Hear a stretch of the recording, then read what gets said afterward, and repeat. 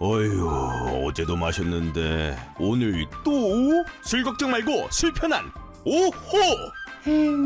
회식은 좋은데 술이 걱정이네. 술 걱정 말고 술 편한 오호.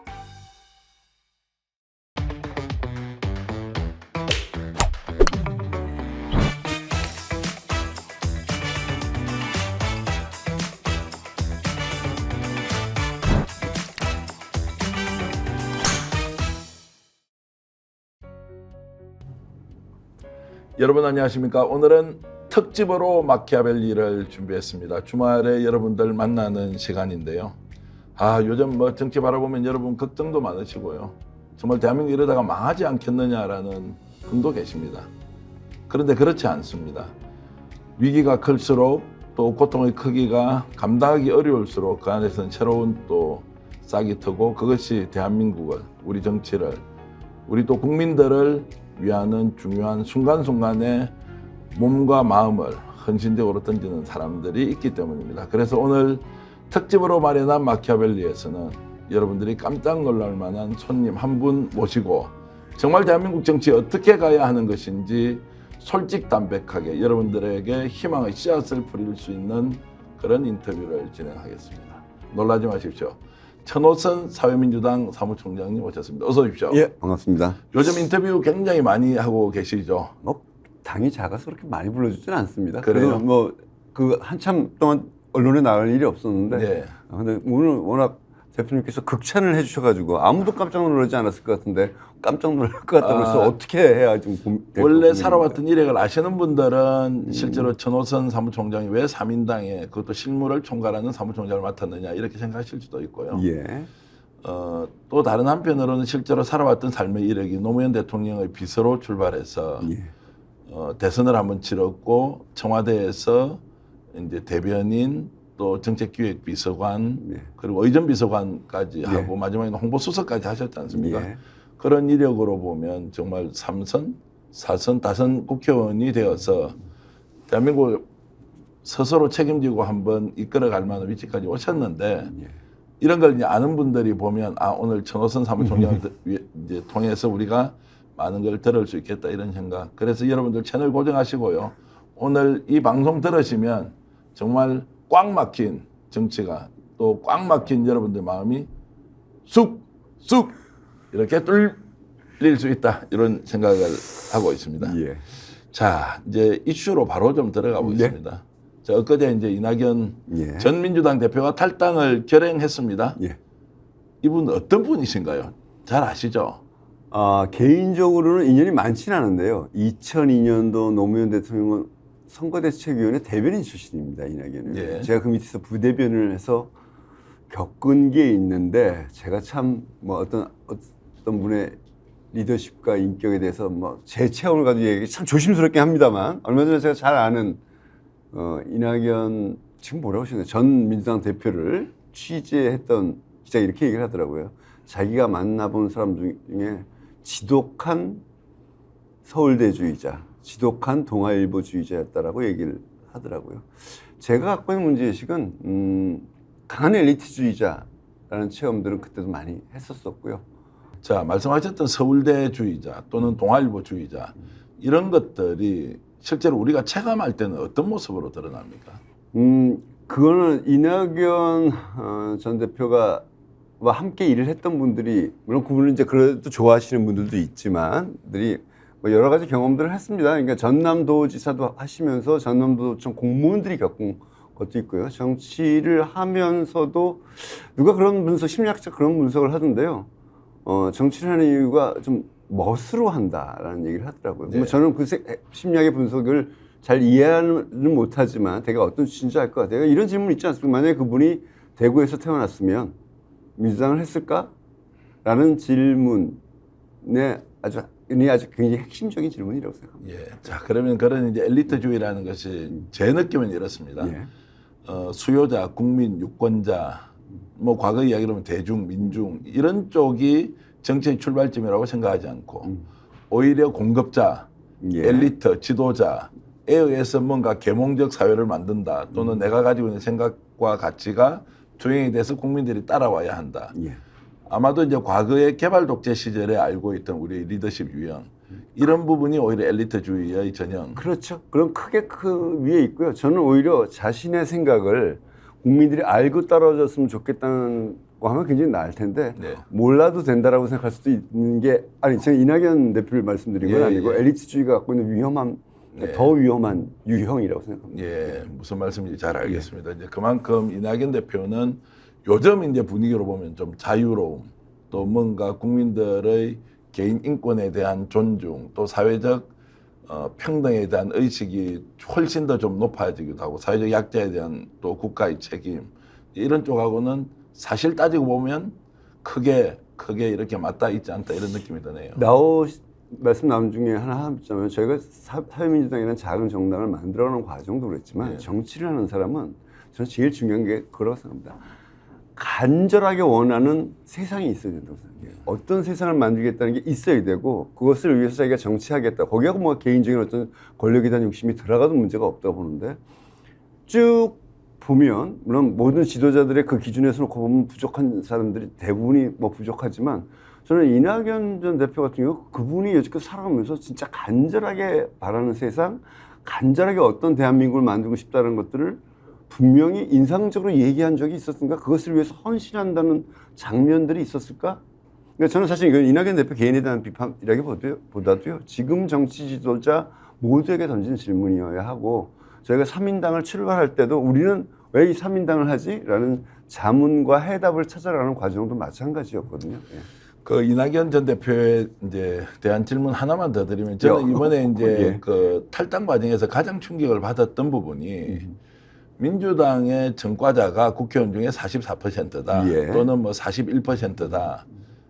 그 사실 우리 천호선 사무총장도 학교 다닐 때 민주화운동 하다가 전과 2개입니다. 예, 전과 2개가 있는데 이분이 어떤 상황에서 그 얘기를 했는지 모르지만 글쎄요. 민주당의 정통성이라는 것이 민주화 운동, 본인이 학창 시절에 또는 사회운동, 노동운동 시절에 자신의 헌신과 희생을 통해서 우리 사회가 이렇던 저렇던 성과를 내고 국민들의 이제 인권이 저만큼 신장되는데 노력을 했던 분이 다수 있단 말이에요. 그것은 예. 어떻게 보면 현재 민주당이 제대로 혁신을 하느냐 또는 국민들의 뜻에 맞는 정치를 하느냐에 대한 비판과 별개의 문제임에도 불구하고 이걸 뭉뚱그려서 다 전과자다 예.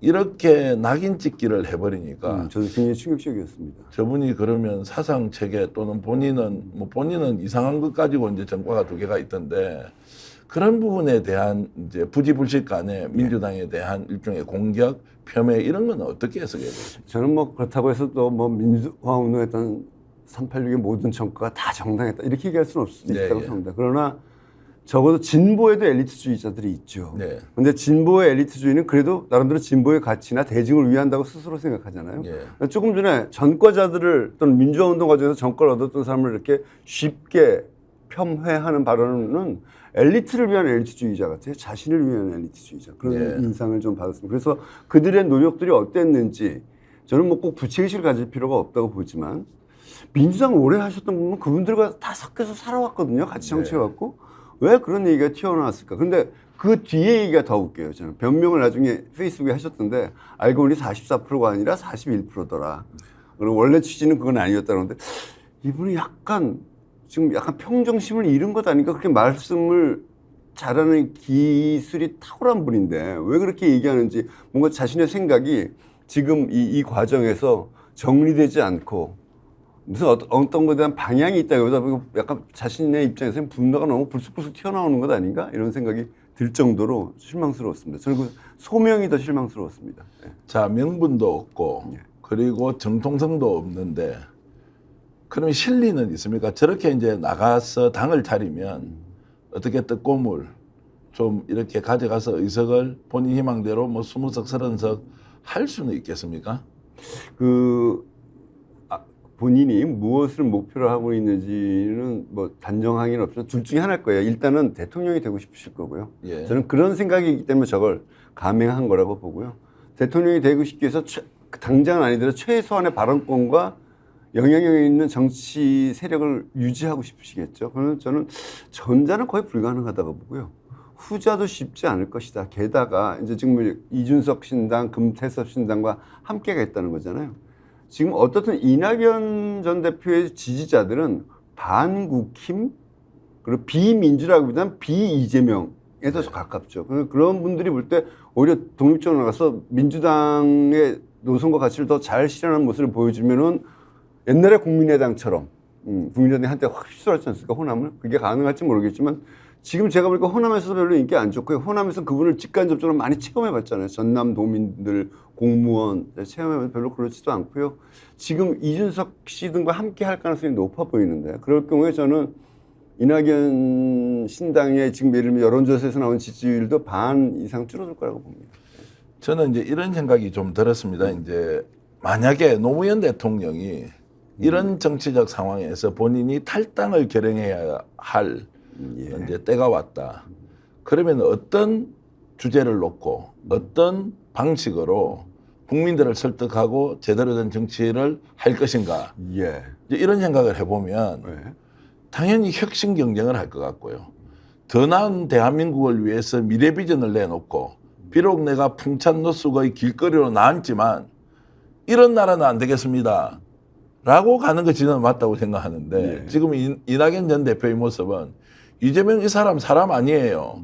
이거 대통령 자격 없는 놈이에요. 알고 보니까 단체장 할 때 많이 먹은 것 같아요. 그래서 민주당 망쳤어요. 이렇게 이야기를 해버리니까 우리가 도대체 이낙연 전 대표를 통해서 정치를 알고 또는 정치를 하고 있는 사람을 늘 선택하는 국민들은 뭘 배워야 하지? 뭐 이런 생각이 저는 좀 듭니다.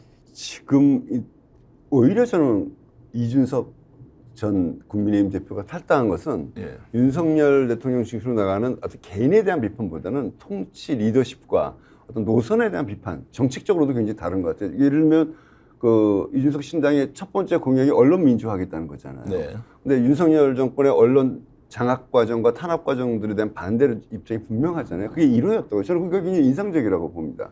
그런데 뭐 이낙연 신당도 뭘 발표해 나가겠지만 현재까지 얘기한 건 정책과 노선이 다르다가 아니라 개인과 개인 리더십 문제를 다루거든요. 저는 물론 이재명 대표의 리더십에도 당연히 저도 비판할 것들이 있죠. 그런데 그것이 노선과 가치가 완전히 다르지 않다면 그리고 민주당을 통해서 성장해서 대표와 총리까지 한 분이라면 민주당 안에서 그 문제를 고치기 위한 노력들을 저는 제가 보기엔 별로 한 것도 없어요. 그냥 불만을 몇 번 표시했을 뿐이지 무엇을 제안하고 제안을 위해서 설득하고 당원들과 소통하고 이런 것도 없었거든요. 그래서 저는 그게 개인 또는 개인의 리더십에 대한 비판만으로 새로운 정당을 도모하는 것은 대부분의 경우 실패한다.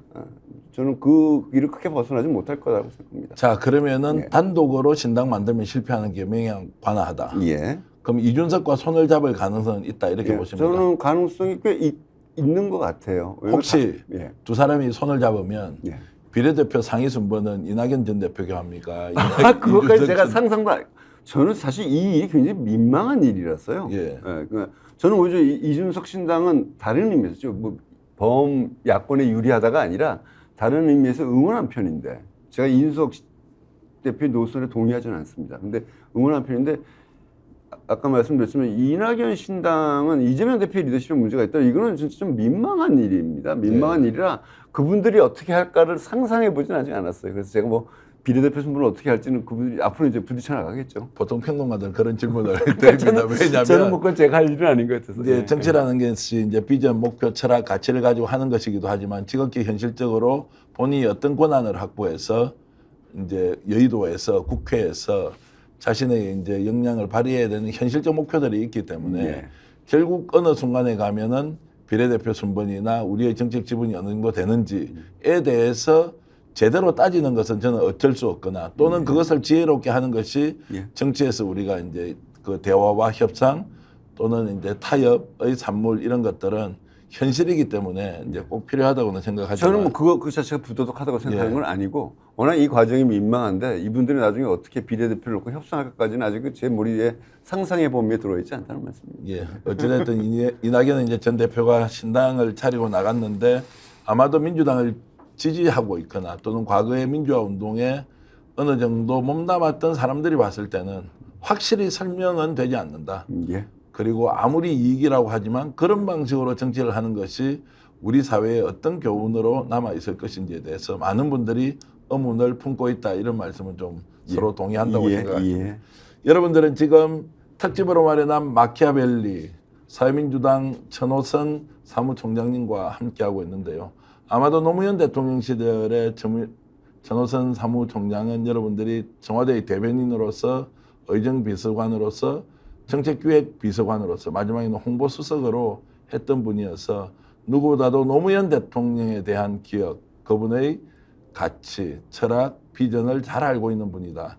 그리고 지금 현재는 사회민주당이라고 하는 새로운 진보정당을 시도하고 있고 거기에서 마중물이 아니라 그보다 훨씬 더 강한 헌신으로 지금까지 당신이 쌓아왔던 경험과 지식을 미래 정치를 할 수 있는 사람들에게 제대로 밑자락을 깔겠다는 마음으로 정의당의 대표까지 했던 분이 사회민주당 신설정당의 사무총장을 하고 있다. 이런 이제 삶의 모범, 정치의 모범을 보여주시는 분과 제가 지금 인터뷰를 하고 있습니다. 자, 윤석열 대통령, 윤석열 정부, 윤석열 정권에 대한 얘기 이제 좀 해보겠습니다. 국민들이 잘못 뽑았죠. 뭐 찍은 분들도 상당수가 후회하고 있는 건 분명한 것 같습니다. 그 안 찍은 분들은 분노하고 있고, 그렇지. 찍은 분들은 후회하고 있고. 그런데 좀 불편한 질문 좀 드려야 되겠습니다. 윤석열 대통령이 어찌되었든 문재인 정부에서 중앙지검장을 하고 검찰총장을 하면서 여기에 대해서 많은 사람들이 얘기를 하고 있습니다. 문재인 대통령이 왜 그 사람을 청거 또는 간택해서 이런 정말 괴물 같은 정권을 만들었느냐. 자, 이 부분에 대해서 전체적으로 어떻게 좀 설명을 하십니까? 제가 뭐 문재인 정부 속에 있었진 않아서 가지고요. 그걸 뭐 그 과정을 실제로 어떻게 되는지 잘 모르고 이런 설도 있고 저런 설도 있고 그런 것 같아요. 건너뛰고 말씀드리면 문재인 대통령이 인품이 좋으신 분이거든요. 제가 이제 체험 비서실장으로 모시고 체험해서 했지만, 근데 정치라는 것은 그렇게 할 수는 없다고 봐요. 저는 그러니까 윤석열 대통령의 당시 검찰총장에 대해서 어떤 검찰총장 임명 전에 어떤 보고가 들어갔는지를 잘 모르겠어요. 둘 중에 하나겠죠. 보고가 한 방향에 잘못된 보고가 들어갔거나 또는 양 방향이 다 들어왔는데 양 측면이 다 들어왔는데 저렇게 판단하셨다면 문재인 대통령 책임이 큰 거고요. 뭐 그래도 책임이 벗어날 수는 없지만 저는 참모들이 과연 균형 있는 보고를 했었었는지 잘 모르겠습니다. 결국에는 그때 당시 굉장히 정의로운 어떤 욕심 없는 정의로운 검사처럼 했지만 결국에는 이런 욕심이 내면에 있었다는 것이 사후적으로 확인된 거니까요. 그래서 저는 문재인 대통령이 좀 인사에서 나이브했다고 생각합니다. 뭐 이 윤석열 검찰총장 케이스 말고도 몇 대목이 그런데 뭐 그걸 지금 다시 복귀할 필요는 없을 것 같고 나이브 하셨다고 생각합니다. 자, 그러면은 이제 뭐 인선을 하는 과정에서야 정보가 왜곡이 되었거나 잘못되었거나 이제 그렇게 할 수 있다고 치고요. 어찌되었든 윤석열 검찰총장은 이제 보수 정당의 대선 후보가 되어서 당선이 되고 지금 국정을 이런 방식으로 운영을 하고 있지 않습니까? 이 과정을 쳐다보고 있는 전직 대통령이 아무런 말씀이 없다. 뭔가 정확하게 이 정권의 실체에 대해서 얘기를 하고 아닌 건 아니지 않느냐. 대한민국 민주주의 후퇴뿐만이 아니라 민생이 지금 엉망이 되고 외교라는 것이 망가지고 그리고 국격이라는 것이 이렇게 추락하고 있는데 왜 문재인 대통령은 한마디 말을 하지 않느냐. 이런 이제 일종의 아쉬움, 안타까움, 때로는 좀 강한 어필 같은 거 있지 않습니까? 문제제기 어떻게 보십니까? 조금 요즘 한두 번, 이게 쭉 한 1년여 반 보면 한 두세 번 정도 얘기하신 것 같긴 해요. 한 5번쯤 하신 것 같은데, 그 이제. 진짜 3번이 않았습니다. 뭐 어찌됐든. 뭐 최근에 아마 품격과 이제 어투를 이렇게. 영화, 탄생 100주년, 거기 가서도 얘기하셨는데, 저는 답을 이렇게 할게요. 노무현 대통령은 퇴임 이후에 전직 대통령으로서 현실에 대한 발언보다 5년 동안 했던 국정 운영의 경험을 어떻게 정치와 국민의 자산으로 만들까를 위해서 무진 치열하게 노력하셨고 글도 쓰셨고 그래서 그 자료를 갖다 놓고 연구하려고 기억나실지 모르겠는데 이지원 사건이라는 것도 있었었고 그랬었는데 그렇게 답하겠습니다. 저는 전직 대통령은요 그 자신의 5년의 성과를 객관적으로 재평가해서 보수 진보를 떠난 국민의 자산으로 만들어야 된다고 생각합니다. 근데 그걸 일단 안 하시는 것 같고요. 두 번째 정치적 발언은 물론 수시로 할 수는 없죠. 저는 뭐 일상적인 정치적 발언을 해야 된다고 생각하지는 않습니다만 중요한 대목에서는 하셔야 하는데 글쎄요. 그게 뭐 많았는지 적었는지 저는 뭐 조금 더 정확한 것들이 필요하다고 생각하는데 이런 것도 있습니다. 또 그러니까 윤석열 정권을 비판하면 문재인 대통령이 본인이 잘못한 게 자꾸 이렇게 부족했던 면들이 드러날 수밖에 없는 게 있잖아요. 인정해야 될. 저는 부족했던 점도 인정하셔도 좋다고 봐요. 그러니까 5년 동안 뭘 했는데 내가 이건 잘못한 것 같다. 어떤 정책은 잘못한 것 같다. 어떤 인사는 잘못한 것 같다는 걸 뭐 몇 가지는 인정하시고 그것에 근거해서 윤석열 인사는 잘못한 것 같다. 그리고 비판할 건 비판하고 이런 것들이 우리들의 어떤 하나의 판단의 근거가 될 수 있는 국민의 그런 것들은 필요하다는 생각합니다. 그 제가 이제 좀 구체적으로 들으면 이렇습니다. 예. 이제 그 노무현 대통령과 천호선 사무총장이 닮은 점은 예. 저는 이제 비판을 하되 배제와 제거를 하지 않는다. 공감은 아니어도 이해는 해야 한다. 예. 다양성을 존중해야 한다. 이런 것들이 사실은 몸과 마음에 깊이 이렇게 배어 있는 분이어서 정치로 하자면 결국 비전과 목표가 좀 달라 보이긴 하지만 결국에는 거기에서 국민들을 설득하면서 내 것을 양보하고 약간의 진보를 만들어내는 이것이 이제 정치의 본령이라고 보면 윤석열 대통령 같은 경우는 문재인 전 대통령에 대해서 원천적으로 모든 대한민국의 문제가 전임 정부에서 다 만들어낸 것이고 그것이 지금 현재 우리 사회의 모든 문제의 근원이다라고 하는 것 또는 전 정부 또는 전 정부를 지지했던 사람들이 공산 전체주의 세력으로 몰리고 그런 것들 때문에 대한민국이 오히려 공산화 또는 좌경화될 수 있다고 하는 얼토당토 안 하는 논리를 가지고 제가 이제 말씀드리는 것은 단순히 정책의 차이에서 오는 비판을 좀 더 강하게 하기 때문에 오해를 불러일으킨다 이것이 아니라 원천적으로 전임 정부를 부정하고 대한민국이 가지고 있는 국채, 헌법의 가치, 질서를 깡그리 훼손하면서 그냥 도매금으로 야 너희들은 공산 전체주의 세력이야, 좌경이야 이제 이렇게 하는 부분에 대해서 대통령이 정말로 비판을 하되 배제와 제거는 하지 않는다는 걸로 이해할 수 있는 정권이냐 이 정권이 이제 이런 것 때문에 제가 문재인 대통령이 뭔가 이런 문제에 대해서 소극적인 것이 아니냐라는 이제 질문을 드리는 겁니다. 예, 그 어려운 질문인데요. 제가 문재인 대통령과 국정을 같이 함께 또 것도 아니고 그런데 저희 사회민주당은 탄핵 추진 정당을 선언하고 시작을 했습니다. 그러니까 탄핵이 지금 당장 이루어질 수 있는 건 아니지만 충분한 사유가 있고 시간은 걸리겠지만 내일 당장 하자는 것이 아니라 이번 총선 이후에 탄핵을 해나가겠다.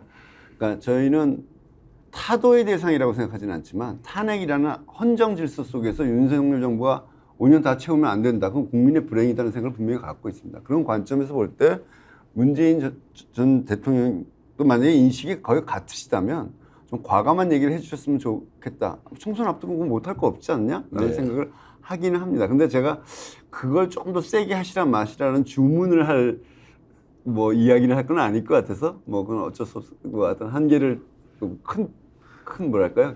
기대와 요구를 하진 않습니다. 예, 무슨 말씀인지 잘 알겠고 이제 그런 것들이 민주당 또는 이제 대한민국 민주화 운동에 어느 정도 뭔가 마음을 담고 있었던 사람들은 정말 지금과 같은 어려운 시기 대한민국의 민주주의가 완전히 훼손되고 붕괴되는 상황에서는 전직 대통령의 역할이 제대로 좀 있어야 되는 거 아니냐라는 이제 지적이 있어서 질문을 드렸고요. 지금 이제 윤석열 정부에 대한 얘기를 하고 있는데 조금 전에 말씀하셨던 것이 이제 탄핵이 필요하다. 사회민주당은 윤석열 탄핵을 이제 일종의 당의 뭐라고 해야 됩니까? 캐치프레이즈라고 해야 됩니까? 아니면 정책 중요한 핵심적인 과제 중에 하나로 설정합니다. 핵심 과제다. 그러면 탄핵을 하려면 이제 현실적으로 총선 국면에서 어떤 구도가 짜여져야 됩니까? 총선 구도 탄핵이라는 건 뭐 3분의 2 뭐 이렇게 가야 되는 거죠, 실질적으로. 그런데 이제 과연 민주당 단독으로 3분의 2 할 수 있을까? 그렇게 생각하지는 않습니다. 이제 앞으로 어떻게 총선의 정당 구도가 될지는 모르겠지만 저희는 사자 구도가 될 가능성이 크다고 봅니다. 그러니까 민주당, 국민의힘 있고요. 아까 이준석, 이낙연, 금태섭 등이 한 당을 할 가능성이 크고요. 제가 보기엔 그 셋 중에서 독자적인 생존력을 갖는 거는 이준석 정당밖에 없거든요. 금태섭 신당도 제가 보기엔 뭐 유호정 의원들이랑 같이 해가지고 그렇게 되겠습니까? 결국 빨려 들어간다는 말씀이죠. 그래서 그렇게 될 거고요. 저희는 개혁연합신당이 아직은 좀 작아 보이고 국민들도 잘 모르시지만 뭐 기본소득당과 용해인 의원의 의정 활동도 있고 저희들이 나름대로 뒷받침하고 뭐 앞으로 이제 여러 조국 장관이 얘기했잖아요. 여러 제안을 받고 있다. 최종적인 결정은 이제 나중에 하겠다고 했는데 저희와 제안하고 있고 얼마 전에 저희가 토크 콘서트도 했지 않습니까? 예, 예. 그래서 그 토크 콘서트가 서로의 생각도 좀 알아보고 신뢰를 쌓아가는 과정이기도 한데요.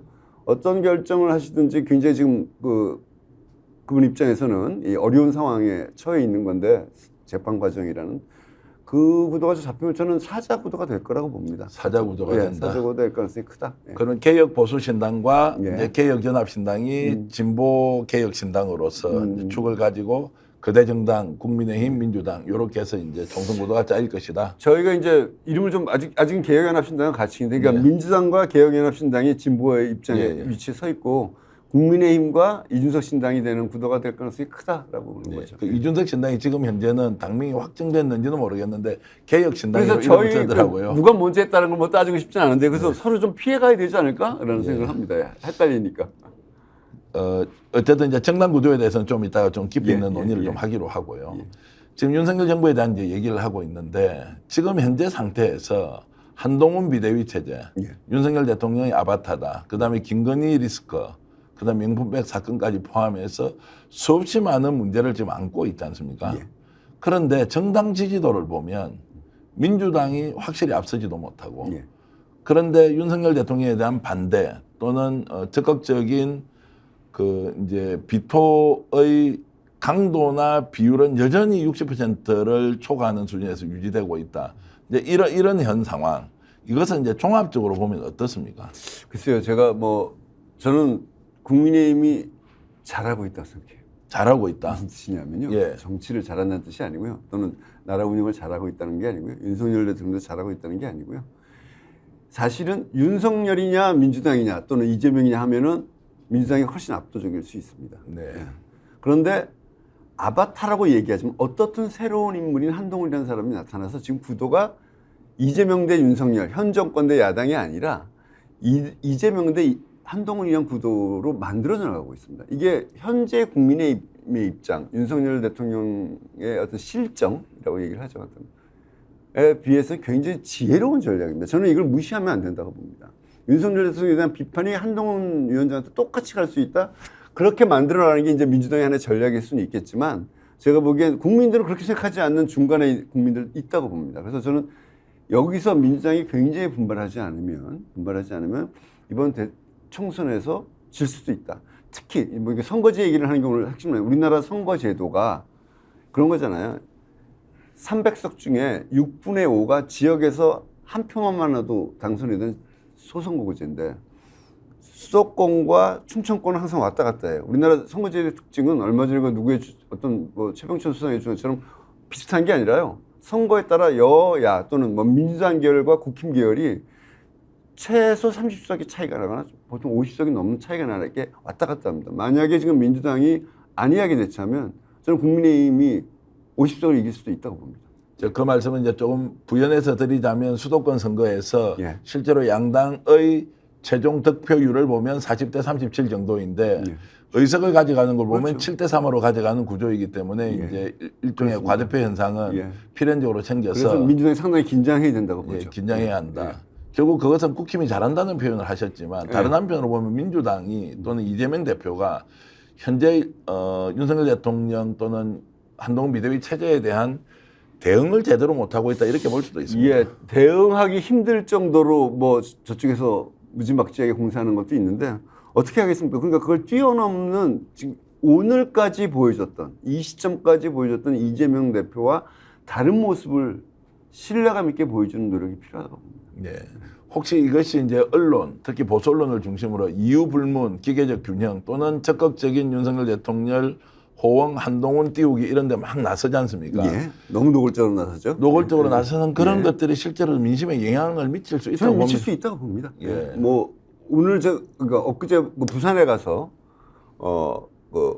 씨앗 소통 먹고 하는 장면이 나왔는데 예. 저는 그걸 궁금해서 보러 온 것도 있지만 새로운 인물이 어떻든 새로운 인물입니다. 새로운 인물에 대한 관심 그리고 한동훈 비대위원장이 말재간은 있는 사람입니다.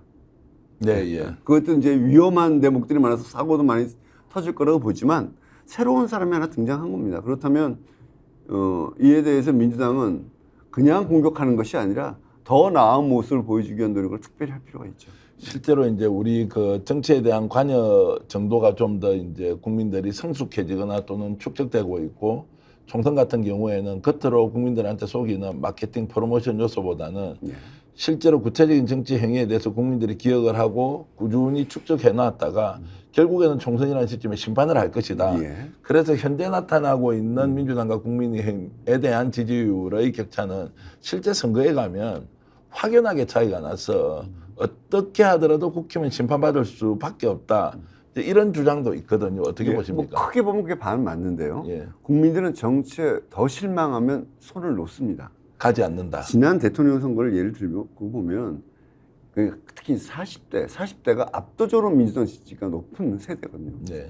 40대 투표율이 74%인가 그랬어요. 나중에 선관위가 발표한 거예요. 50대, 60대는 84%, 87%까지 갑니다. 무슨 얘기냐면 40대의 확고한 이재명 지지자들이 어떤 이 선거 과정에서 뭔가 동기부여가 안 되면 굳이 나가서 찍을 만한 큰 마음이 없어요. 투표율이 떨어지면요. 투표율이 떨어지면 지는 거예요. 여론조사상은 이기고 있어도 실제 지지하는 사람들의 동력들이 약해질 수 있고요.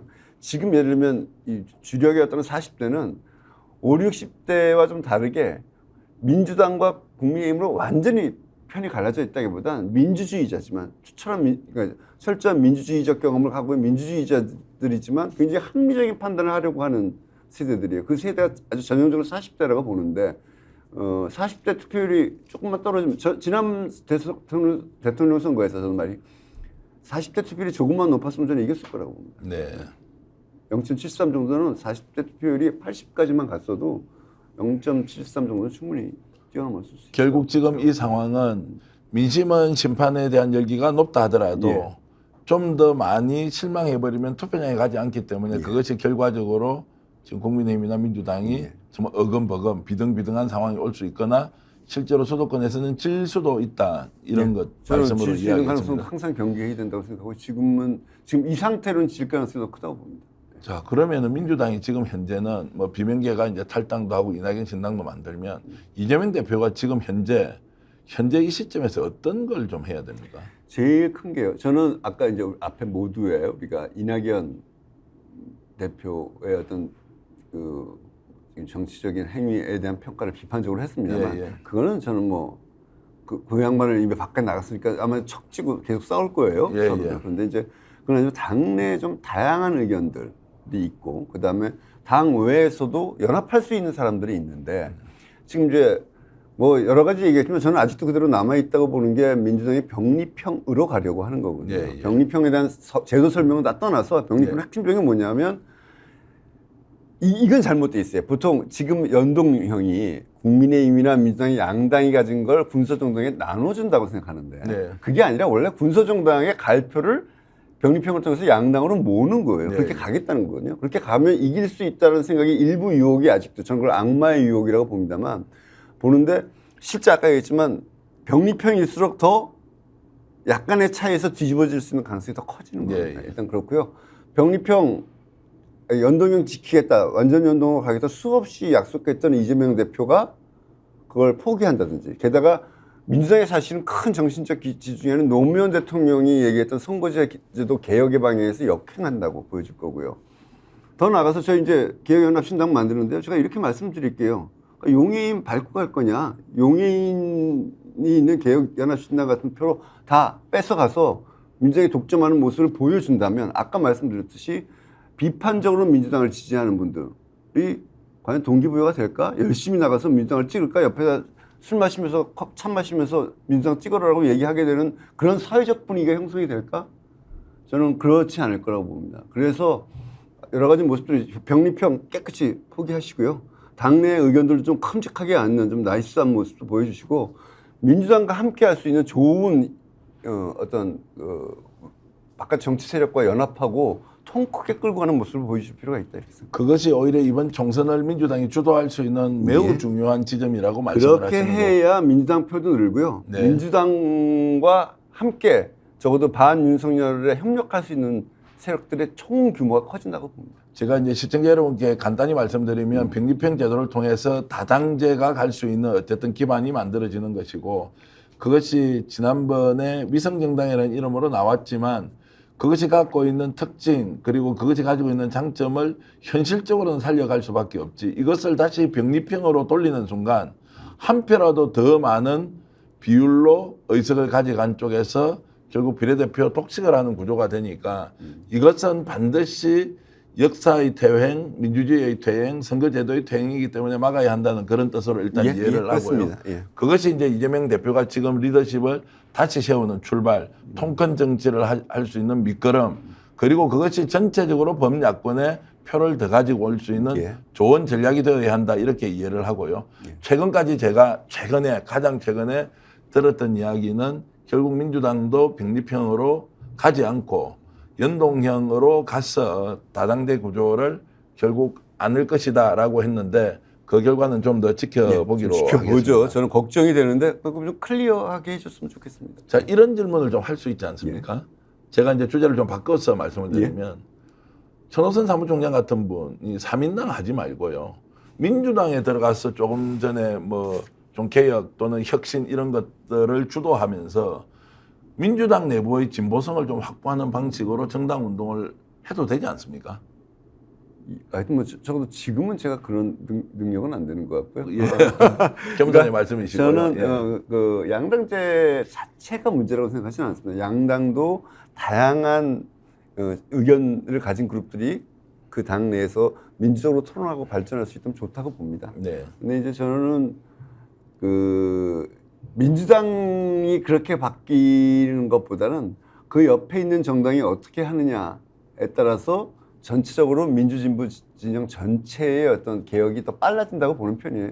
거꾸로 한번 생각해 보시면 노회찬에 있었던 정의당 시절, 정의당이 국민에게 기대를 얻었던 시절, 민주당과 서로 팽팽하게 서민의 삶을 누가 더 좋게 만들어주느라 경쟁하던 시절이 있었거든요. 이런 민주당도 을지로위원회가 지금은 조금 약간 옛날 같지 않습니다만 정의당과 경쟁했거든요. 정의당보다 우리 더 선민을 위한 삶을 챙기고 노동자, 영세업자들 챙기는 일을 하겠다라고 해서 실제로 많은 성과가 있었습니다. 그래서 안에서 하는 것보다는 저는 바깥에서 하는 게 훨씬 더 의미 있고, 근데 바깥에서 제 역할을 정의당이 못 해줬기 때문에 삼민당 창당이라는 어려운 길을 다시 시작하는 것이라고 말씀드릴 수 있겠습니다. 3인당 이름이 좀 생소한데 간단히 말씀을 해주시면 예. 이제 우리 유럽식 복지정당, 예, 그렇게 하죠. 혁신적 복지, 예. 성장을 하는 것은 결국 그 혁신을 통한 성장을 하고 그 성장 과정에서 실패하거나 좀 뒤처진 사람은 복지로서 다시 보완해서 우리 공동체를 좀 더 건강하고 미래지향적으로 만들자 이렇게 이해하면 예, 됩니다. 삼인당이 이제 유럽에 전 세계에 삼인당이 없는 나라가 없을 정도로 많고 유럽엔 다 있죠. 이름은 조금씩 예. 달라도 삼인당이 결국에는 복지국가를 만들자는 것이었다면 저희가 삼인당을 만들면서 혁신적 복지국가라는 개념을 네. 남겨왔는데 그게 이제 삼인당 중에서 특히 스웨덴, 핀란드 같은 경우가 그냥 우리 복지국가 삼인당 그러면 성장과 분배만 얘기하잖아요. 근데 국가의 혁신적인 역할을 굉장히 강조합니다. 국가가 혁신을 앞장서서 이끌면서 성장을 이끌어내고 성장의 성과를 가장 우선적으로 복지에 투자하고 복지에 든든한 기반이 있기 때문에 혁신을 위한 도전을 얼마든지 누구든지 할 수 있고 그리고 어떤 구조 전환 같은 것들에 의해서 실업자가 생겨도 그들의 삶이 복지로 뒷받침되고 그래서 혁신과 성장과 복지가 선순환하는 국가가 실제 존재하고 저희도 그런 모델을 따라가자라는 게 저희들의 방향입니다. 비전입니다. 이제 국민들이 일반적으로 인식하기에는 복지 이러면 포퓰리즘이라는 단어가 생각하고 예. 복지라면 낭비고 그래서 성장은 되지 않을 것이다.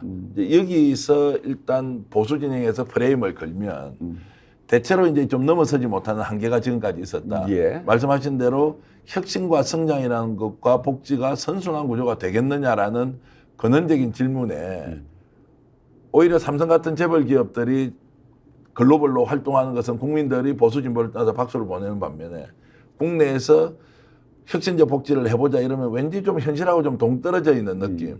예산만 가지고 포퓰리즘을 하는 것 아니냐라는 이제 이런 부분에 대한 좀 예. 일반의 의문들은 좀 이제 해소시켜 그 예. 논점으로 이제 가게 되면 굉장히 어려운데요. 제가 예. 그렇게 말씀드릴게요. 핀란드가 저희의 굉장히 중요한 모델 중에 하나입니다. 예. 뭐 스웨덴보다도 다른데 핀란드 같은 경우가 복지 거기 아시다시피 도로교통 위반하면 재벌이 내는 것과 서민에게 가격이 이제 벌금이 다릅니다. 네. 그 정도로 강하게 부자들의 사회적 책임들을 세게 받는, 그래서 분배만 세게 하는다는 줄 아는데 네. 아시다시피 지금 혁신지수에서 세계 최고 수준을 한 최근 몇 년째 유지했고요. 성장도 그렇고요. 그 다음에 예를 들면 우리가 흔히 얘기하는 탄소세도 91년도에 제일 먼저 도입한답니다. 워낙 그쪽이 환경이 좋은 곳이기도 하지만 그걸 뛰어넘어서 전체적인 환경지수 1위를 최근 몇 년 동안 놓치질 않았습니다. 그러니까 지금 기후위기, 복지, 성장 이런 문제를 국가가, 그리고 이런 것도 있습니다. 국가혁신책이라는 게 있는데요. 노무현 정부 때 도입했다가 그 뒤로 지금 이게 흐지부지 되는데 국가가 기술 발전을 위한 투자에서 굉장히 과감하고 실패한 창업도 얼마든지 도전할 수 있도록 하는 그런 제도를 국가가 갖춰놨거든요. 그렇기 때문에 이 복지국가가 성장을 이렇게 뭐랄까요, 저해한다 이런 식의 구도는 저희가 세상의 다른 이 국가들이 얼마나 잘하고 있는지 모르면서 나오는 얘기라고 생각합니다. 그러니까 일종의 이제 선입관 또는 편견일 수 있다는 거고, 말씀하신 대로 핀란드나 스웨덴 같은 경우에 지금 하고 있는 모델들은 오히려 혁신을 통해서 성장과 복지가 선순환 구도를 만든다는 것으로 하시니 이제 이런 부분들이 국민들에게 좀 더 알려져서 왜 진보 정당이 필요한지 이런 말씀은 좀 더 강하게 해주실 필요가 있다고 생각을 하고요. 결국 그러면 말씀하신 대로 이번 총선은 자, 거대 여야당 하나와 보수 쪽에서 신당과 개혁연합신당이라는 진보신당 구도로 가야 된다고 이제 했을 경우에 이것이 목적하는 바는 소위 말하는 야권 빅텐트를 통해서 200석 이상의 의석을 만들자라고 하는 부분도 사회민주당의 천호선 사무총장은 똑같이 생각을 하십니까? 그러니까 그런 거죠. 200석 넘기는 뭐 쉽지는 않을지 모르지만 민주당이 어떻게 하느냐. 그럼 민주당과 개혁연합신당들이 어떻게 호흡을 맞추려고 연합정치를 잘 풀어나가느냐에 따라 잘 풀어나간다면 저는 180석을 합해서 넘어갈 수 있다고 봅니다. 180석이 넘는데 그럼 이준석 개혁신당도 20, 30석 될 수 있고요.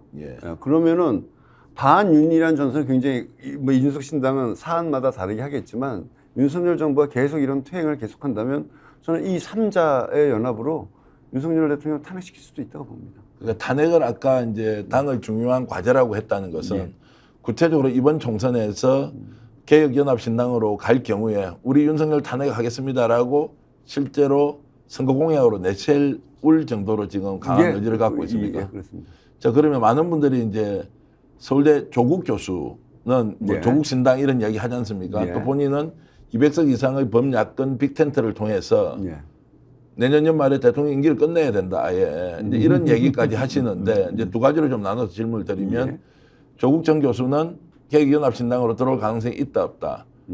뭐 이게 이제 하나고요. 두 번째는 독자적인 혹시 노선으로 조국 교수가 갈 수도 있다 이렇게 보십니까? 그건 일단 가능성이 있다 없다라는 질문에서 가능성이 있다라고 말씀드리는 둘 다 가능성이 있다고 보시는 거고. 뭐 독립적으로 가실 수도 있겠죠. 그래서 제가 먹은 최근에 지금 리셋 코리아 행동이라는 그 지금 정책 포럼들을 주도적으로 하고 계셔서 제가 최근에 뵌 적은 없기 때문에 뭐 본 적은 없기 때문에 그런데 저는 이렇게는 이야기하고 있습니다. 신당을 만든다면 그건 전형적인 조국 신당 프레임에 걸려 들어갈 것이다. 그 신당은 조국 개인의 신당. 그 조국 신당이 어떤 정책을 내세우든 그냥 조국의 더 나아가서 더 심하게 조국의 개인의 명예회복을 위한 정치라고 폄하될 수 있고 그 프레임에 쉽게 들어갈 수 있고 벗어나기 어렵다라고 보고 그런 의견도 말씀드린 적이 있고요. 그래서 우리가 플랫폼 정당을 만들면 여기 용해인도 있고 기소당도 있고 삼민당도 있고 열린민주당도 있는데 함께 한다면 그런 부담이 훨씬 적어질 것이고 민주당 그러니까 제가 DK 눈물을 읽어봤는데요. 자꾸 토크쇼에서도 계속 얘기하지만 본인이 확고하게 민주당 왼쪽에 진보정당이 필요하다는 게 소신이다 이런 얘기를 했고요. 하물며 본인과 굉장히 친한 최강욱 의원이 있는 열린민주당이 나중에 민주당이랑 통합했잖아요. 자기는 그럴 필요 없었다고 본다. 그러니까 지금 뭐 조국 장관이 민주당에서 정치할 가능성은 없고요. 어떤 정치적인 도모를 모색하고 고민하고 있는 것은 맞는데 신당을 만들 가능성을 제가 뭐 없다 있다고 얘기할 수 없지만 신당을 만드는 것보다 바로 지금 민주당이 왼쪽에 강력한 진보 정당을 만드는데 그래서 정치 전체의 구도를 훨씬 건강하게 만드는데 기여한다면 저는 조국 장관에 대해서 제기될 것으로 예상되는 여러 가지 비판들을 상당히 쳐낼 수 있다 이렇게 생각합니다. 쳐낼 수 있고 결국 조국 전 장관이 나선다면 이제 개혁 연합 신당 쪽으로 몸을 옮겨서 적극적으로 지지하거나 참여하거나 이럴 가능성이 높다고 좀 뭐 저희는 전망을 하겠습니다. 그렇게 제안을 해놓고 기대하고 있고 아마 그렇게 하지 않을까 싶습니다만. 예. 한 2주 정도 전으로 기억하는데 이제 조국 전 장관이 사회를 보고 예. 전호선 사무총장, 용해인 의원이 나와서 예. 개혁연합신당이 어떤 것인지에 대해서 한 2시간 정도 방송을 하더라고요. 예, 저도 굉장히 뜻깊게 봤고 예. 오랜만에 보니까 너무너무 내용이 알차고 좋았어. 그렇습니까? 예. 그 왜 오마이뉴스에서 생중계했던 내용이 조회수가 10만 회가 넘더라고요. 예. 그 긴 시간을 토론하는데도 이렇게 이제 신당 쪽으로 국민들의 관심이 높구나 이런 생각을 했어. 아마 개혁 그 연합신당이 상당한 파괴력을 가질 것으로 이제 기대는 하는데 감사합니다. 이제 그럼에도 불구하고 질문을 할 수밖에 없는 예, 것이 질문하십시오. 어쨌든 지향이 다른 뭐 열린민주당 그다음에 3인당 기본소득당이 합쳐져서 뭘 한다. 또 여기에 조국 교수까지 들어오거나 또 다른 진보적 성향을 가진 정당이 들어와서 합류할 수 있지 않습니까? 그럼 정치라는 것은 엄연히 현실이어서 거기에는 비례대표 순번을 어떻게 정할 것이냐 뭐 이런 문제가 필연적으로 생길 수밖에 없는데 지금은 출발할 때는 같이 출발하자 이것은 뭐 동의가 되지만 결국 그 이제 의석이나 이런 것들을 나누려고 하면 갈등이 불가피할 것 같은데 그런 부분은 좀 준비는 하고 계십니까? 예. 일단 앞에 거부터 말씀드릴게요. 예. 그러니까 기본소득당과 사회민주당, 열린민주당은 상당히 다른데 모였다가 아니고요. 네. 상당히 비슷합니다. 예, 그러니까 예. 기본소득에 대해서도 저희 사회민주당도 굉장히 긍정적인 태도를 갖고 있고요. 열린민주당도 그렇고요.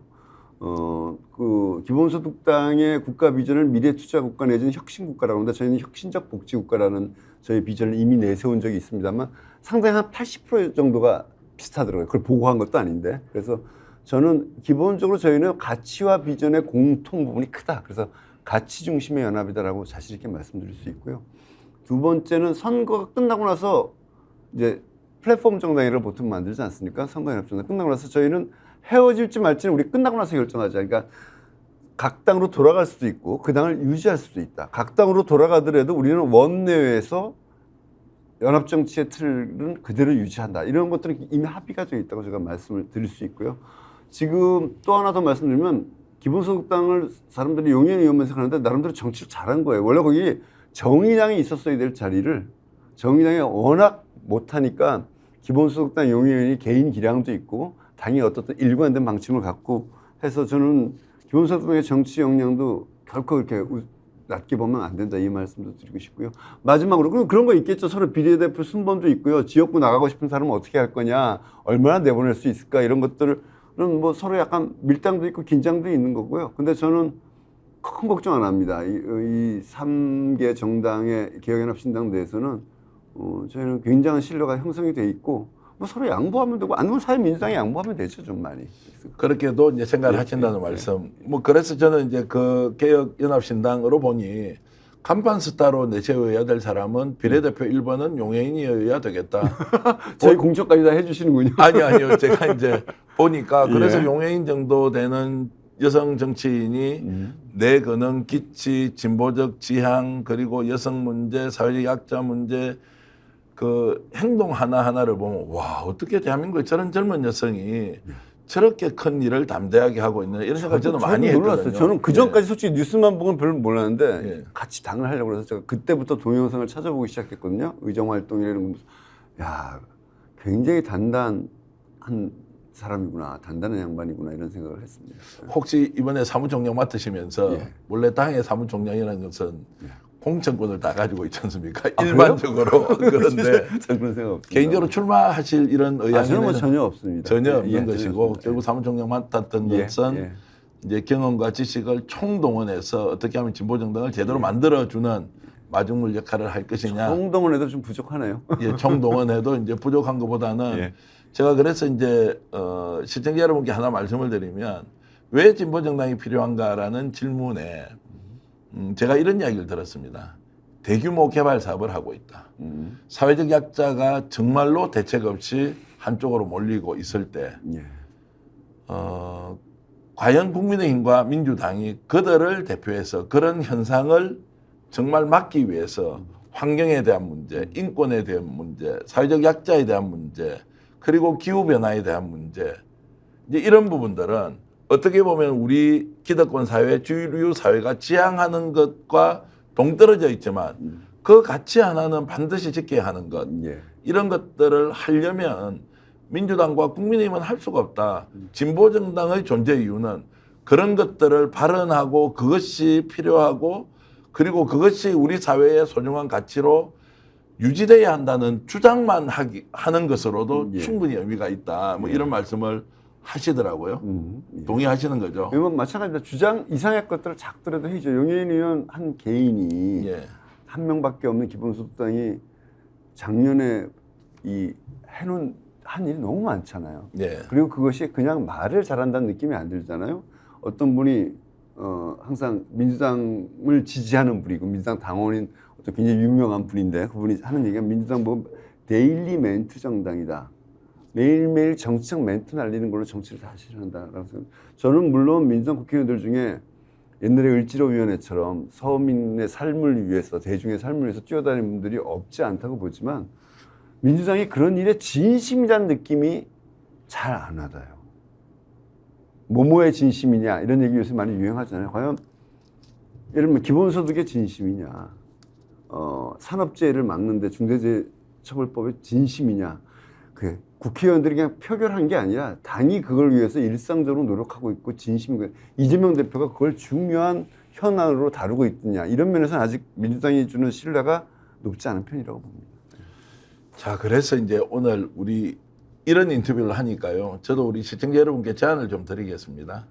제가 제 인생에서 가장 가까운 분한테 이미 제안을 하고 왔습니다.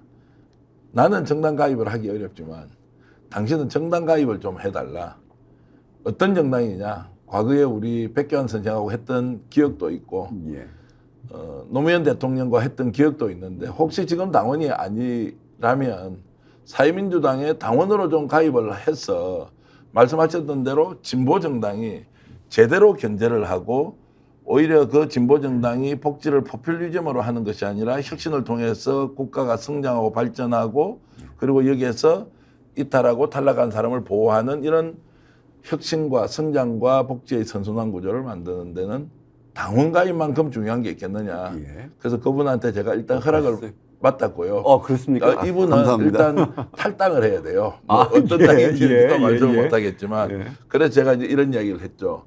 과거에 우리가 국회의원 선거를 할 때 지역구에서는 특정 정당을 찍고 비례대표는 진보 정당을 찍고 이랬던 기억들이 마치 대한민국의 진보라는 정치의 지향은 인정해주고 현실적으로는 그래도 당내에서 다수 의석을 확보해서 싸워야 되는 정당을 지지했던 이런 분들이 굉장히 많았지 않습니까? 예. 그래서 아마 조국 전 교수도 민주당 정권에서 법무부 장관을 하고 민정수석을 했지만 또 노회찬 의원의 후원회장을 또 하지 않습니까? 이것을 스스로 부끄러워하지 않고 당당하게 이렇게 이제 밝혔듯이 사회민주당 당원이 되는데 어떤 이제 일종의 좀 자부심을 줄 수 있는지 좀 말씀을 하시고 오늘 방송에서 그래도 몇백 명 정도는 당원 가입을 해야 되지 않겠습니까? 예, 사실 아직 자꾸 창당해야 됩니다. 그러니까 이 한번 상상을 저희가 좀 해보시자면 삼민당이 없으면 개혁연합신당도 굉장히 취약해집니다. 네. 이거는 제가 말씀드리겠지만 개혁연합신당의 구상 이런 것들을 우리가 서로 머리를 맞대고 이야기해왔지만 삼민당이 좀 앞장서서 제안을 해왔습니다. 열린민주당이라는 시민정당도 함께하자. 기본소득당 우리 함께해서 더 큰 판. 그냥 용해인 의원 재선시키는 게 목적이어서는 안 된다.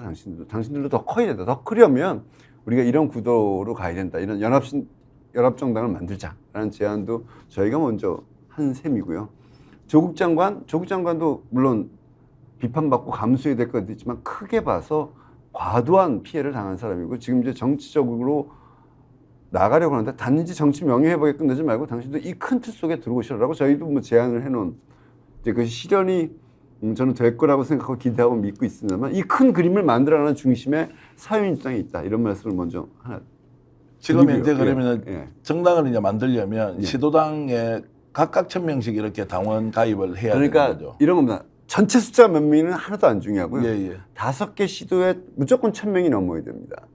그래서 지금 현재 어디까지 가 지금 있습니까? 서울, 경기, 대전, 강원 네 군데가 시도당 창당대회를 했고 1000명이 넘어갔고 이제 곧 다 등록이 완료가 됩니다. 이제 창당대회하고 1000명 명단을 들고 시도 선관위에 가서 쭉 등록하고 검사 도장 받는 거거든요. 자 그러면은 이제 4개 지역은 이미 이제 됐고요. 시도당을 창당했고 예.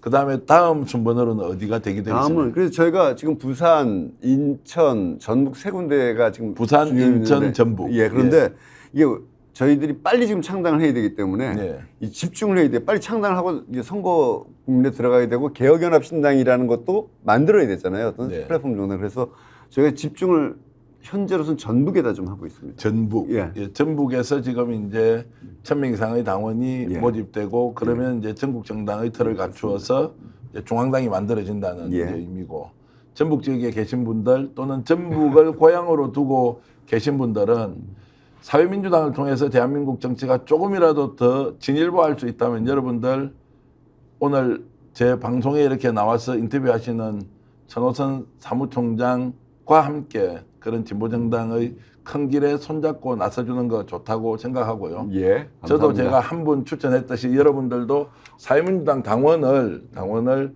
적극적으로 추천해 주셔서 민주당은 민주당대로 또 진보정당은 진보정당대로 이준석 개혁신당은 개혁신당대로 뭔가 한국 정치를 뒤집어 엎고 판을 바꾸는 거기에서 역동성이 생기고 다양성이 존재하고 국민들은 어떤 선택을 하더라도 가장 좋은 선택을 했다라는 판단을 늘 할 수 있게 예. 이런 맛있는 반찬, 맛있는 음식을 많이 만들어 주도록 국민 여러분 지금 사회민주당 당원이 되어 주시기를 제가 진심으로 부탁드리겠습니다. 다시 한번 말씀드릴게요. 그러니까 예. 대한민국에도 복지국가를 만들겠다는 의지를 가진 전 세계 어느 나라에 있는 산민당 하나 있어야 되지 않겠냐. 이 말씀 먼저 예, 드리고요. 저희가 그걸 수행해내겠다는 거. 두 번째는 사회민주당이 있어야 개혁연합신당도 있고 조국 장관과 용해인 의원 같은 게 함께하는 그런 여러분들이 흔쾌히 선택할 만한 선택지를 만들어낼 수 있다. 그리고 사회민주당의 큰 구성이 있어야 민주당과 개혁연합신당이 함께하는 범진보 진영의 승리를 가져올 수 있다. 그런 면에서 사회민주당에 투자하는 것은 가장 투자 가치가 높은 그런 한 명의 당원, 한 명의 표 이런 것들이 굉장히 중요하다는 말씀을 다시 한번 드리겠습니다. 예. 대화를 이렇게 쭉 하면서 살아왔던 삶의 이력으로 보면 정말 국회에 가서 3선, 4선 아마 비슷한 또래에 있는 분들은 이미 뭐 대선 후보급으로 크는 분들도 계신데 왜 천호선 사무총장은 늘 예. 이렇게 이제 마중물 역할 뭔가 새로운 진보 정당 운동에 헌신하느냐 노무현 대통령에 대해서 스스로 표현하실 때 강한 신념을 가진 현실주의자다. 예. 노무현 대통령이 그래서 대통령에 대해서 대한민국을 근본적으로 바꿔보겠다고 예.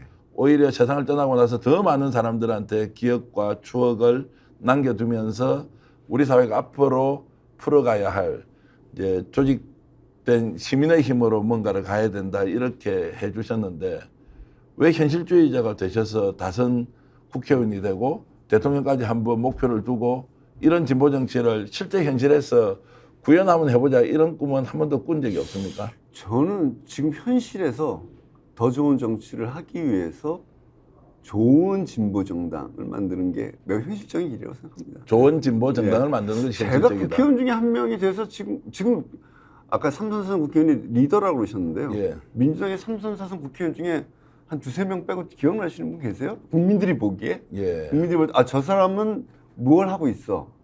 라는 게 분명히 떠오르는 사람이 몇이나 있을까요? 제가 이름을 제가 정말 얘기를 못하겠지만 제가 아는 친구들보다 다 후배들이지만 예, 예. 저는 그거보다 이 작은 정당 삼민당이 대한민국 정치에 기여하는 것이 훨씬 더 클 거라고 믿습니다. 그거는. 예. 클 거라고 그걸 하고 믿는다. 큰 보람을 느끼고요. 예. 자칫해서 민주당 들어가서 삼선 사선 의원이 돼서 그냥 뻐기고는 다니지만 이런 게 있어요. 제가 노무현한테 정치를 배웠잖아요. 노무현 대통령은 비록 작은 세력이었지만 비주류였지만 큰 정치판을 바꾸는 꿈을 꿨습니다. 국회의원 삼선 사선 저는 그거 한 번도 그거 안 된 거 후회하지 않고요. 아까 저한테 너무 과찬을 해주셨는데 뭐 그럴 만한 능력이 있는 것도 아니지만 저는 지금 이 일을 하는데 보람을 느끼고 있고 이 일을 하는 사람이 조금만 더 많았으면 좋겠다. 그럼 할 수 있을 것이다. 라고 생각합니다. 그러면 오늘 방송을 보신 분이 당원으로 가입하면 예. 뭐 다른 거 모르겠고 천호선이라는 정치인이 외치고 있는 정의, 진보, 혁신, 그리고 복지, 성장의 선순환 구조 뭐 이런 거 기억하고 일단 들어오면 그런 거 만들어 주시는 거죠. 예. 일단 한 분 들어오시면 안 되고요. 예. 한 수천 분, 수만 분이 들어오셔야 되는 거죠. 예. 예. 그렇게 해서 그럼 이제 할 수 있습니다. 그렇게 해서 이제 실제 3인당이 당당하게 대한민국 정치를 바꾸는 중요한 역할을 하기를 기대하고요. 오늘 이렇게 말씀 나누면서 드는 생각은 이렇습니다. 보통 우리 국민들이 진보라고 하면 예. 약간 좌파 같기도 하고 예. 좌파라고 하면 너무 강직해서 뭔가 방향은 있는 것 같은데 불안하다 이런 느낌을 주는데 오히려 대화를 이렇게 쭉 하면서 천호선 사무총장은 부드럽고 오히려 유연하면서 다양성을 인정하되 그 진보가 가지는 원래의 속성과 원리와 가치를 잘 담아보겠다는 의지가 굉장히 제가 많이 느낄 수 있어서 감사드리고요. 예. 그래서 제가 이제 말씀을 좀 드리고 싶은 것이 예. 이 나라 정치가 왜 이 모양 이 꼴이 됐느냐, 왜 시간이 지나고 역사의 발걸음이 점점점 미래로 향해 옮겨갈수록 진보와 발전을 한다고 배웠는데 한국 정치는 윤석열 정권 들어오고 난 뒤에 민주주의도 없어지고 발전도 없어지고 오히려 상생과 협력이 아니라 파괴와 제거를 통해서 적대적 공생 또는 적대적 배제와 같은 방식으로 가고 있느냐에 대해서 걱정을 정말 많이 하고 있단 말이에요. 이 현상을 어떻게 설명해야 됩니까? 뭐 이렇게 된 배경에는 사회적인 양극화, 뭐 SNS의 발달, 뭐 등 여러 가지가 있잖아요. 그건 다 빼고요. 제도와 환경이 어렵더라도 이걸 뛰어넘는 건 리더의 역할이라고 봅니다. 저는 정치는 미래를 파는 거거든요. 그 미래가 사람들이 희망을 가질 수 있고 100%는 안 되려도 반쯤 될 것 같아. 그리고 저 미래라는 사람이 진짜 그걸 하고 싶은데 사람이야. 하려고 노력해. 능력이 있어. 진심인 것 같아. 라고 하는 걸 파는 게 저는 정치라고 생각합니다. 근데 제가 뭐 어디서도 말씀드린 보수와 진보, 보수는 지키려는 거잖아요. 진보는 바꾸려는 거잖아요. 그럼 어떻게 바꾸겠다는 비전을 만드는 건 진보의 몫입니다. 게다가 민주당이 부족하다면 스스로 진보정당이라고 얘기해서 민주당 왼쪽에 있는 정당이 그 역할을 담당해 줘야 되는데 다 떠나서 뭐 상대가 어떻거든 민주당과 기존의 대표 진보였던 정의당 모두가 비전을 내세우고 비전으로 국민을 이끄는 데서 성공하지 못했거나 노력조차 제대로 하지 않았다고 생각합니다. 저는 대통령 선거 중에 제일 좋은 대통령 선거가 언제였었냐면요. 문재인 대통령 후보가 졌지만 박근혜 대통령 될 때 선거입니다. 그때는 복지국가 논쟁을 온 국민이 했고 서로 더 좋은 복지, 이게 더 좋은 복지다, 저게 복지다 하는 그런 복지국가 논쟁을 했던 저는 그러면서 가장 질 좋은 고급의 대통령 선거였다고 생각합니다. 문재인 후보가 졌더라도 지난 선거 생각해 보세요. 저는 지난 선거에 여러분들이 기억나는 게 있는지 이재명 대표는 탈모밖에 기억이 안 나거든요. 공약도. 근데 이런 거 아까 우리가 0.73%로 졌다, 40대가 안 나왔다 이런 얘기를 했습니다만 만약에 기본소득 자체를 언제 실현하느냐, 어떤 걸 우선하느냐는 이견이 다 있습니다. 그러나 기본소득 공약을 실질적으로 반처를 했거든요. 이재명 대표가. 이재명 대표가 기본소득을 내세우면서 기본소득을 통한 어떠한 복지국가를 만들려고 한다는 것에 더 집중했으면 저는 지난 대통령 선거 이길 수도 있었다고 봅니다. 자, 그래서 제가 드리는 말씀은 제도 환경에 어려움이 있는데 리더가 얼마나 비전을 가지고 국민을 이끄느냐라는 면에서 능력과 열성을 보여줘야 되는데 그런 것들을 많이 포기해나가고 있는 정치다, 모두가. 저는 이게 문제예요. 그래서 저희가 사회민주당이라는 당명이 좀 거칠잖아요. 좀 팍팍하잖아요. 너무 이 지향이 세잖아요. 그 이름을 저희들 토론을 통해서 여러 가지 얘기했지만 그 채택한 이유 중에 하나도 우리는 무엇을 하려는 정당이다. 유럽 같은 복지국가, 그 유럽 복지국가 중에서도 혁신적 복지국가라는 걸 우리가 만들려는 정당이다라는 걸 분명히 하자. 사람은 별로 유명하지 않은 사람들이 있어도 그것이 중요하고 이런 것들을 하자는 것은 저희 작은 정당이지만 그런 모범을 보이기 위한 노력을 하는 거고요. 저는 이재명 대표도 누구든 그런 비전을 보여주는 정치로 복귀해야 되고 그 책임은 민주당이나 진보정당에 있다 이렇게 생각합니다. 노무현 대통령이 살아생전에 뿌리가 이기는 것 또는 계란으로 바위치기 하지만 언젠가 역사는 진일보했고 국민은 어느 쪽에 서서 정치를 바라보고 있느냐. 지금은 어느 때보다 캄캄하고 어둡고 또 한치 앞을 볼 수 없는 이런 패배주의가 많이 젖어 있는 시기이다.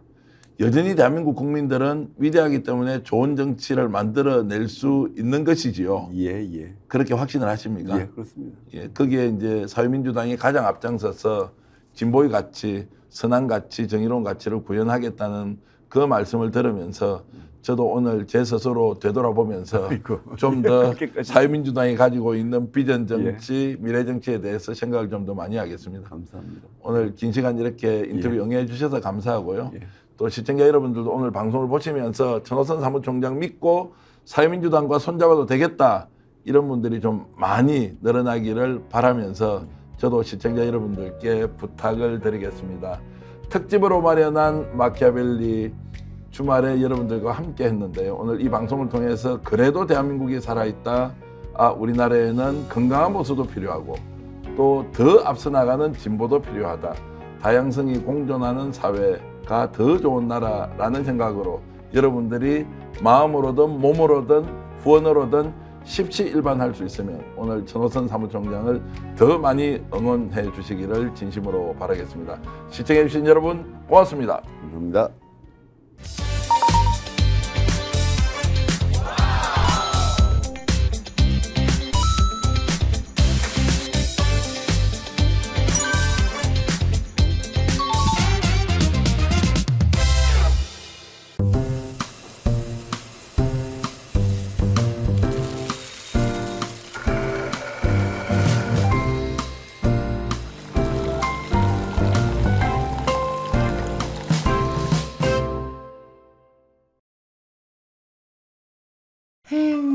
회식은 좋은데 술이 걱정이네. 술 걱정 말고 술 편한. 어허. 제가 술이 약해서 술 걱정 말고 술 편한 오호. 혹시 지인에게 묻지 마식으로 가입하신 건 아닌가요? 보험에도 점검이 필요합니다. 요즘 경기가 어려워서 보험료 내는 것도 부담스럽죠? 건강보험도 자동차 보험도 나에게 맞춤 보장. 믿을 수 있는 보험 전문가들. 믿을 수 있다 더 착한 보험.